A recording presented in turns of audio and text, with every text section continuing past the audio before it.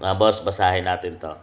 Inuna ni FPRRD, alagaan ang mga pulis at sundalo upang tumino at maging maayos buhay nila. Pero pulis din ang nagkidnap sa kanya at suportado ng mga sundalo. Isang masakit na katotohanan mga boss, no? Dahil nung time na hinuli siya at ipinadala sa ICC dahil mga boss, ay walang nagawa ang kanyang ipinaglaban noon ng mga kapulisan at kasundaluhan.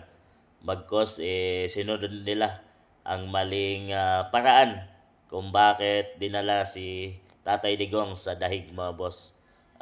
Talagang full force ang mga kapulisan doon sa pangunguna ni General Torre mga boss. At wala man lang ni isang humarang doon mga boss.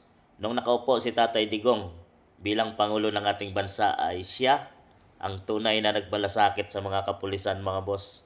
Una niyang ginawa, kaya nagnanakaw, nang-hold up ang mga kapulisan at mga kasunduluhan dahil sa maliit yung kanilang sweldo.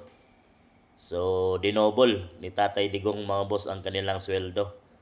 At talagang nilinis din niya ang hanay ng mga kapulisan na maraming mga eskalawag kung tawagin mga boss.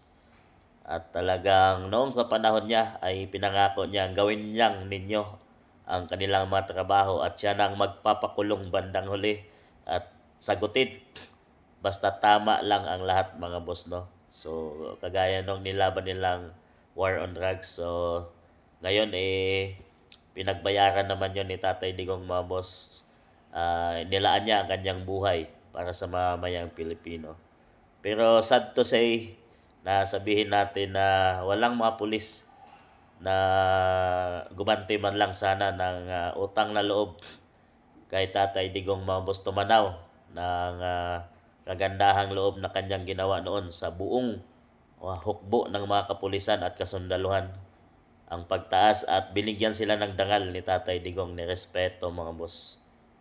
Talagang nung siya'y hulihin ng ICC, talagang ang daming pulis sa airport at hinatid, pinasakay sa eroplano papuntang dahig. Wala man lang pumigil mga boss, no, na ang mga pulisang minsay inilaban ni Tatay Digong ay full force na siya din ang nagpadakip at nagpadala doon sa dahig ICC. So, nakakalungkot isipin pero gaya ng sinabi ni Tatay Digong na ganyan talagang buhay. Dadaan lang daw siya, minsan lang siyang dadaan sa lupang ito, sa mundong ito at gagawin niya na ang tama. Pero ito na yung kabayaran ng kanyang lahat ng sakripisyo para sa ating bayang Pilipinas.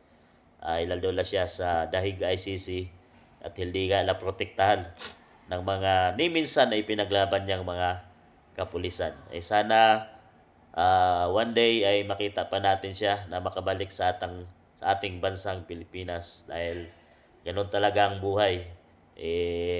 Minsan weather lang yan mga boss.